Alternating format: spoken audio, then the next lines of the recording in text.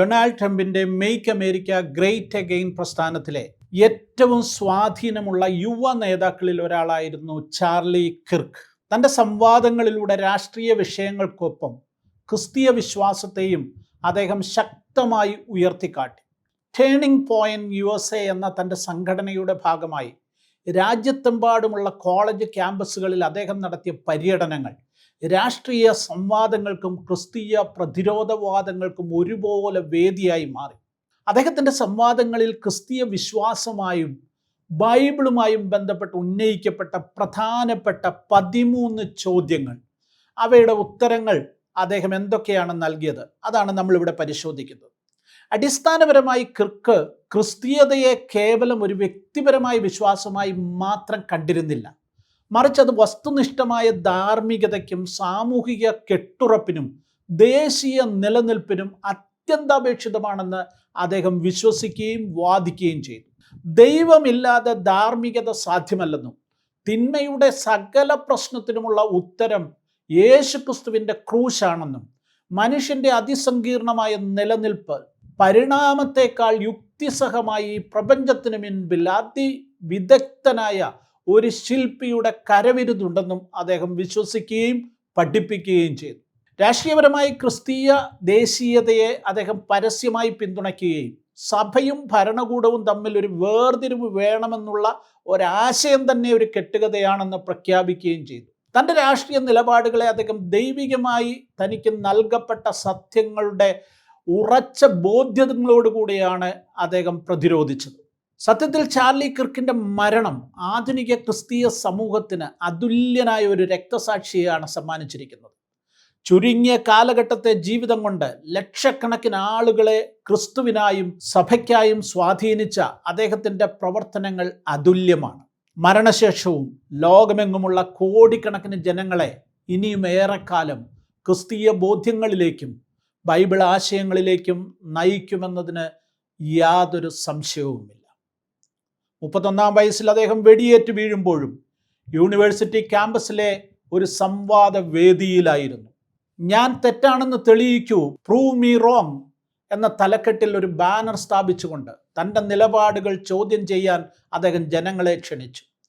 യുവജനങ്ങൾ ഉയർത്തിയ ആയിരക്കണക്കിന് ചോദ്യങ്ങൾക്ക് അദ്ദേഹം വ്യക്തമായ ഉത്തരങ്ങൾ നൽകി. ആ ചോദ്യങ്ങളിൽ നിന്ന് തിരഞ്ഞെടുത്ത ചോദ്യങ്ങളും അവയ്ക്ക് അദ്ദേഹം നൽകിയ ഉത്തരങ്ങളുമാണ് ഈ വീഡിയോയിലുള്ളത്.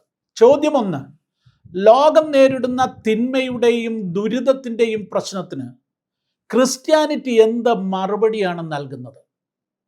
ഉത്തരം: തിന്മയും ദുരിതവും നിലനിൽക്കുമ്പോൾ സ്നേഹവാനും സർവശക്തനുമായ ദൈവം എങ്ങനെ ഉണ്ടാകുന്നു എന്ന ചോദ്യത്തിന് ദൈവം തിന്മയ്ക്കെതിരെ എന്ത് ചെയ്തു എന്നതാണ് പ്രസക്തമായ മറുചോദ്യം. അതിനുള്ള ഉത്തരം ക്രൂശാണ്. മനുഷ്യരാശിയുടെ പാപങ്ങൾക്കായി ക്രിസ്തു ക്രൂശിൽ അനുഭവിച്ച കഷ്ടപ്പാടുകളാണ് തിന്മ എന്ന പ്രശ്നത്തിനുള്ള ദൈവത്തിൻ്റെ ഉത്തരം. ഇത് മനുഷ്യൻ്റെ പാപാവസ്ഥയെക്കുറിച്ചുള്ള ഒരു പ്രസ്താവന കൂടിയാണ്. കാരണം നമ്മളെല്ലാം പാപികളാണ്, നമുക്കെല്ലാം പ്രശ്നങ്ങളുള്ളവരാണ്. നമ്മുടെ എല്ലാ പ്രശ്നങ്ങൾ മൂലം, പോരായ്മകൾ മൂലം ദൈവത്തിൻ്റെ മുൻപിൽ നമ്മളെല്ലാവരും തുല്യരാണ്. അതുകൊണ്ടാണ് ക്രിസ്തുവിലൂടെ ദൈവം തിന്മയ്ക്കെതിരെ പൊരുതുവാൻ ഇറങ്ങിത്തിരിച്ചത്. ചോദ്യം 2: മതത്തിൻ്റെ പേരിലല്ലേ ലോകത്തിൽ എല്ലാ യുദ്ധങ്ങളും ഉണ്ടായിരിക്കുന്നത്? കൂട്ടക്കൊലപാതകങ്ങൾ നടന്നത് മതത്തിൻ്റെ പേരിലല്ലേ? ഉത്തരം: ഇത് തികച്ചും അടിസ്ഥാനരഹിതമായ ഒരു വാദമാണ്. മാവോ, സ്റ്റാലിൻ തുടങ്ങിയ മതരഹിത ഏകാധിപതികളാണ് ലക്ഷക്കണക്കിന് ജനങ്ങളെ കൊന്നുകളഞ്ഞത്. 20-ാം നൂറ്റാണ്ടിലെ മതരഹിത സമഗ്രാധിപത്യമാണ് ഇന്നും ലക്ഷക്കണക്കിന് ആളുകളെ കൊന്നുകൊണ്ടിരിക്കുന്നത്. 60 ലക്ഷം യഹൂദന്മാരെ കൊന്നുകളഞ്ഞ ഹിറ്റ്ലർ ഒരു ക്രിസ്ത്യാനി ആയിരുന്നില്ല. ചോദ്യം 3: താങ്കൾ പരിണാമ സിദ്ധാന്തത്തെ വെല്ലുവിളിക്കുന്നത് എന്തുകൊണ്ടാണ്? ഉത്തരം: മനുഷ്യൻ്റെയും പ്രപഞ്ചത്തിൻ്റെയും അതിസങ്കീർണമായ നിലനിൽപ്പ് യാദൃച്ഛികമായി സംഭവിച്ചതാണെന്ന് ഞാൻ വിശ്വസിക്കുന്നില്ല. അത് യുക്തിയില്ലായ്മയാണ്. മനുഷ്യൻ്റെ നിലനിൽപ്പിൻ്റെ ഇൻപ്രോബബിലിറ്റി ഒരു ഡിസൈനർ ഉണ്ടെന്നുള്ളതിനെയാണ് തെളിയിക്കുന്നത്.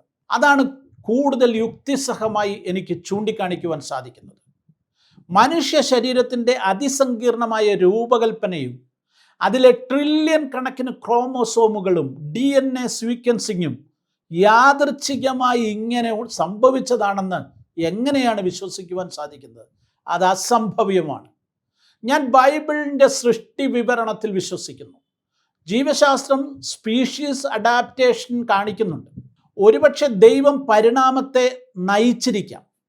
അതിൻ്റെ അടിസ്ഥാന വിശ്വാസത്തെ ഒരു തരത്തിലും സ്വാധീനിക്കുന്നില്ല. സൃഷ്ടിയുടെ ഫൈൻ ട്യൂണിങ്, അതിൻ്റെ പുറകിലുള്ള അതുല്യനായ ഒരു ഡിസൈനറെ ചൂണ്ടിക്കാണിക്കുന്നുണ്ട്. അതാണ് ദൈവം. ചോദ്യം 4. വ്യക്തിപരമായ മതപരമായ അനുഭവം അത് ക്രിസ്തീയതയുടെ തെളിവായി മാറുന്നത് എങ്ങനെയാണ്? ഉത്തരം: യേശുവിനെ ഞാൻ ജീവിതത്തിലേക്ക് സ്വീകരിച്ചത് എൻ്റെ വ്യക്തിപരമായ ജീവിതത്തിൽ വലിയ മാറ്റങ്ങൾ വരുത്തി. ഒരാൾക്ക് വ്യക്തിപരമായി ഉണ്ടാകുന്ന അനുഭവങ്ങൾ മറ്റൊരാൾക്ക് തെളിവായി സ്വീകരിക്കുവാൻ സാധിക്കില്ല എന്ന് ഞാൻ സമ്മതിക്കുന്നു. പക്ഷേ എൻ്റെ വീക്ഷണങ്ങളും ലോകവീക്ഷണവും ആന്തരികമായി തന്നെ കംപ്ലീറ്റ്ലി മാറിപ്പോയി. എനിക്ക് ഒരു ലക്ഷ്യബോധമുണ്ടായി, നിത്യതയെക്കുറിച്ചുള്ള ബോധ്യം. അതെനിക്ക് നൽകിയത് ക്രിസ്തുവിലുള്ള വിശ്വാസമാണ്. ചോദ്യം 5. ബലാത്സംഗം പോലെയുള്ള സാഹചര്യങ്ങളിൽ പോലും ഗർഭചിത്രത്തിനെതിരായ നിങ്ങളുടെ നിലപാടിൻ്റെ അടിത്തറ എന്താണ്? ഉത്തരം: ബലാത്സംഗം പോലെയുള്ള സാഹചര്യങ്ങളിൽ പോലും ഗർഭചിത്രത്തിന് അനുമതി നൽകരുത്. ഒരു സ്ത്രീയുടെ ഗർഭപാത്രത്തിലുള്ള ഭ്രൂണത്തെ കോശങ്ങളുടെ കൂട്ടമെന്ന് വിളിക്കുന്നത് മനുഷ്യത്വരഹിതമായ ഭാഷയാണ്. അത് മനുഷ്യ ജീവനാണ്. അതിനാൽ മനുഷ്യൻ്റെ അവകാശങ്ങൾ അതിനും അർഹതയുണ്ട്. ഈ അവകാശങ്ങളിൽ ഏറ്റവും പ്രധാനപ്പെട്ടത് ജീവിക്കാനുള്ള അവകാശമാണ്. നിങ്ങളുടെ 10 വയസ്സുകാരി മകൾ ആക്രമിക്കപ്പെട്ട ഗർഭിണിയായാൽ കുഞ്ഞിനെ പ്രസവിക്കുവാൻ നിങ്ങൾ അനുവദിക്കുമോ എന്നായിരുന്നു ഒരു വേദിയിൽ അദ്ദേഹം നേരിട്ട മറ്റൊരു ചോദ്യം. അതിന് അദ്ദേഹം പറഞ്ഞ മറുപടി ഇങ്ങനെയാണ്: അത് വളരെ ക്രൂരമായൊരു ചോദ്യമാണ്, പക്ഷെ ഉത്തരം അതെ, പ്രസവിക്കാൻ അനുവദിക്കുമെന്ന് തന്നെയാണ്. ഞാൻ എൻ്റെ മകളെ അതിവാത്സല്യത്തോടെ സ്നേഹിക്കുന്നു. പക്ഷെ അവളിൽ ഉണ്ടായിരിക്കുന്ന ഗർഭസ്ഥ ശിശുവും ഒരു മനുഷ്യജീവനാണ്. ഒരു ദുരന്തത്തെ മറ്റൊരു ദുരന്തം കൊണ്ടല്ല നേരിടേണ്ടത്. അതിനെ നല്ലത് ചെയ്യുന്ന ഒരു പുതിയ കഥയാക്കി മാറ്റുവാൻ നമുക്ക് സാധിക്കും. തിന്മയുടെ സാന്നിധ്യമുള്ളിടത്ത് നന്മ ചെയ്യുക എന്നുള്ളതാണ് ശരിയായിട്ടുള്ള കാര്യം. അബോർഷൻ എപ്പോഴും മെഡിക്കലി ആവശ്യമുള്ള കാര്യമല്ല. അതൊരു കുഞ്ഞിനെ കൊല്ലലാണ് എന്ന് തന്നെ ഞാൻ വിശ്വസിക്കുന്നു. ചോദ്യം 6. താങ്കൾ ഫെമിനിസത്തിനെതിരാണല്ലോ. സ്ത്രീകൾ ഭർത്താവിന് കീഴടങ്ങി ജീവിക്കണമെന്ന് നിങ്ങൾ പറയുന്നത് എന്തുകൊണ്ടാണ്? ഉത്തരം: ഒരേ ഒരു കാരണമേ ഉള്ളൂ. ബൈബിളിൻ്റെ നിലപാട് അതാണ്. സ്ത്രീകളുടെ സ്വാഭാവികമായ സ്ഥാനം ഭർത്താവിൻ്റെ നിയന്ത്രണത്തിലാണ്. അമേരിക്കയിലെ യുവതികൾ വിവാഹം കഴിക്കാനും കുടുംബജീവിതം നയിക്കാനും മക്കളെ വളർത്താനും പ്രോത്സാഹിപ്പിക്കുക എന്നുള്ളതാണ് എൻ്റെ പ്രവർത്തനങ്ങളുടെ ഒരു നയമായി ഞാൻ എടുത്തിരിക്കുന്നത്. പാശ്ചാത്യ ലോകത്ത് വലിയ തോതിൽ ഫെർട്ടിലിറ്റി കൊളാപ്സ് ഉണ്ട്. നമുക്ക് മക്കൾ വളരെ കുറഞ്ഞു വരികയാണ്. സ്ത്രീകൾ കരിയറും കൺസ്യൂമറിസവും ഒക്കെ പ്രാധാന്യം നൽകുന്നതിലൂടെ കുടുംബ സംവിധാനം തകരുന്നത് നമ്മുടെ കണ്ണിൻ മുൻപിലെ നഗ്നമായ യാഥാർത്ഥ്യമാണ്. നമ്മുടെ യുവാക്കൾക്ക് കുടുംബമുണ്ടാകണം, കുട്ടികൾ വേണം. അതിനാൽ തന്നെ ഞാൻ ഫെമിനിസത്തെ ശക്തമായി എതിർക്കുന്നു. പ്രശസ്ത പോപ്പ് ഗായികയായ ടൈലർ സ്വിഫ്റ്റിനെ പോലെയുള്ള സ്ത്രീകൾ അവരുടെ ഭർത്താവിന് കീഴടങ്ങി ജീവിക്കണമെന്നാണ് എനിക്ക് പറയുവാനുള്ളത്. ചോദ്യം 8. LGBTQ+ അവകാശങ്ങൾ, സ്വവർഗ വിവാഹം, ലിംഗമാറ്റം എന്നിവയെക്കുറിച്ച് നിങ്ങളുടെ നിലപാട് എന്താണ്? LGBTQ+ അവകാശങ്ങളെ ഞാൻ ശക്തമായി എതിർക്കുന്നു. LGBTQ agenda അപലപനീയമാണ്. 2 ലിംഗങ്ങൾ മാത്രമേ ഉള്ളൂ. ലിംഗമാറ്റ ശസ്ത്രക്രിയ നടത്തുന്ന എല്ലാ ഡോക്ടർമാർക്കെതിരെയും ഒരു ന്യൂറംബർഗ് ശൈലിയിലുള്ള വിചാരണ നടത്തണമെന്നാണ് എൻ്റെ അഭിപ്രായം. സ്വവർഗരതിയെക്കുറിച്ചുള്ള ദൈവത്തിൻ്റെ നിയമം ലേവ്യ പുസ്തകം 20-ാം അധ്യായം 13-ാം വാക്യത്തിൻ്റെ അടിസ്ഥാനത്തിലാണ് ഞാൻ രൂപപ്പെടുത്തിയിരിക്കുന്നത്. ചോദ്യം 9. പ്രൊട്ടസ്റ്റന്റുകാരും കത്തോലിക്കരും തമ്മിൽ വലിയ വ്യത്യാസമുണ്ട്. നിങ്ങൾ അതിനെ എങ്ങനെയാണ് വിലയിരുത്തുന്നത്? മറുപടി: മറിയത്തെക്കുറിച്ചുള്ള പഠനം, അതായത് മരിയോളജി, പാപ്പായുടെ സ്ഥാനത്തെക്കുറിച്ചുള്ളത് പേപ്പസി, ഇതിനോട് രണ്ടിനോടും എനിക്ക് ശക്തമായ വിയോജിപ്പുണ്ട്. ഏതെങ്കിലും ഒരു പ്രത്യേക ക്രിസ്തീയ വിഭാഗത്തിലേക്ക് ആളുകളെ കൂട്ടുന്നതിന് പകരം യേശുവിലേക്ക് ആളുകളെ നയിക്കണമെന്നുള്ളതാണ് എൻ്റെ ലക്ഷ്യം. അപ്പോൾ തന്നെ പ്രൊട്ടസ്റ്റന്റ് വിഭാഗങ്ങൾ മറിയയ്ക്ക് ആവശ്യമായ അംഗീകാരമോ ആദരവോ നൽകുന്നില്ല എന്നും ഞാൻ വിശ്വസിക്കുന്നുണ്ട്. ഒരു മാർപ്പാപ്പ ബൈബിൾ വിരുദ്ധമായ വിചിത്രമായ കാര്യങ്ങൾ പറയുകയാണെങ്കിൽ അങ്ങനെ ഒരു മാർപ്പാപ്പയുടെ പ്രസക്തി തന്നെ ഇല്ലാതാകുകയല്ലേ? അദ്ദേഹം ചോദിക്കുന്നു. ചോദ്യം 10. ക്രിസ്ത്യാനികൾക്ക് രാഷ്ട്രീയ രംഗത്ത് ഇടപെടുവാൻ സാധിക്കുമോ? എങ്ങനെയാണ് ഇടപെടേണ്ടത്? ഉത്തരം: എൻ്റെ ക്രിസ്തീയ വിശ്വാസത്തെയും രാഷ്ട്രീയ നിലപാടുകളെയും ഞാൻ കൂട്ടിയിണക്കിയാണ് കൊണ്ടുപോകുന്നത്. അമേരിക്കയിലെ 7 മൗണ്ടൻ മാൻഡേറ്റ് എന്ന തത്വമാണ് ഞാൻ വിശ്വസിക്കുന്നത്. അതാണ് ഞാൻ പിന്തുടരുന്നത്. അതായത് രാഷ്ട്രീയം, മതം, മാധ്യമങ്ങൾ, ബിസിനസ്, കുടുംബം, വിദ്യാഭ്യാസം, കലയും വിനോദവും, ഈ 7 മേഖലകളിലും ക്രിസ്ത്യാനികൾ നേതൃത്വം ഏറ്റെടുക്കണം. രാജ്യത്തെ രക്ഷിക്കുന്നതിനായി സഭ ഉണർന്ന് അതിൻ്റെ ശരിയായ പങ്ക് നിർവഹിക്കണം. അല്ലെങ്കിൽ നമ്മുടെ രാജ്യവും റിപ്പബ്ലിക്കും ഇല്ലാതാകുമെന്ന് ഞാൻ വിശ്വസിക്കുന്നു. സഭയും ഭരണകൂടവും തമ്മിലൊരു വേർതിരിവ് എന്ന ആശയം തന്നെ ഫൂളിഷ്നെസ് ആണ്. അത് കെട്ടിച്ചമയ്ക്കപ്പെട്ടതാണ്. അത് ഭരണഘടനയിലില്ല. മറിച്ച് സെക്യുലർ ഹ്യൂമനിസ്റ്റുകൾ ഉണ്ടാക്കിയെടുത്ത വിഡ്ഢിത്തമാണത്. സഭ രാഷ്ട്രീയത്തിൽ നിന്നും മാറി നിൽക്കുമ്പോൾ യാതൊരു ആത്മീയ അടിത്തറയുമില്ലാത്ത ഒരു കൂട്ടം ആളുകൾ അധികാരം പിടിച്ചെടുക്കുന്ന സാഹചര്യമാണ് ഉണ്ടാകുന്നത്. ക്രിസ്തീയ ജനസംഖ്യ ഉള്ളപ്പോൾ മാത്രമേ സ്വാതന്ത്ര്യം സാധ്യമാകുകയുള്ളൂ. ദൈവം വെറുക്കുന്ന എല്ലാ കാര്യങ്ങൾക്കും വേണ്ടിയാണ് ഈ രാജ്യത്തെ ഡെമോക്രാറ്റുകൾ നിലകൊള്ളുന്നത്.